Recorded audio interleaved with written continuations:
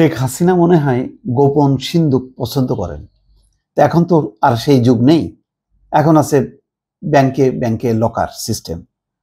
তো তেমন আরো একটা ব্যাংক, সেই ব্যাংকটার নাম হচ্ছে অগ্রণী ব্যাংক।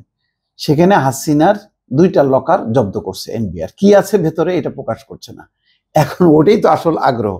এর আগে পূবালী ব্যাংকের যে লকার মানে জব্দ করছিল, সেখানে পাওয়া গেছিল 12 লাখ টাকা, আর একটাতে 44 লাখ, 2টা মিলে 56 লাখ টাকা। এখন অগ্রণী ব্যাংকে আরো 2টা লকার পাইছে, এবং এর মধ্যে লকারের নম্বর টম্বর চাবি টাবি নম্বর সব দেওয়া হয়েছে। কিন্তু মূল আগ্রহের ব্যাপারটা, এত লকার প্রীতি কেন? পূবালী ব্যাংকে লকার, অগ্রণী ব্যাংকে লকার, তাহলে কি সরকারি সব ব্যাংকগুলোতে লকার নাকি আরো প্রাইভেট ব্যাংকগুলোতে লকার আছে? এত লকারের কি দরকার আছে? আর এর ভেতরেই বা কি আছে? পূবালী ব্যাংকের ওই লকারগুলিতে মানে বিস্তারিত জানা গেল না, অগ্রণী ব্যাংকেরটা পাওয়া গেল। সেখানে কি আছে সেটা এনবিআর অবশ্য বলছে তারা জানাবে। দেখি, আমরা অপেক্ষায় থাকি কি পাওয়া যায়।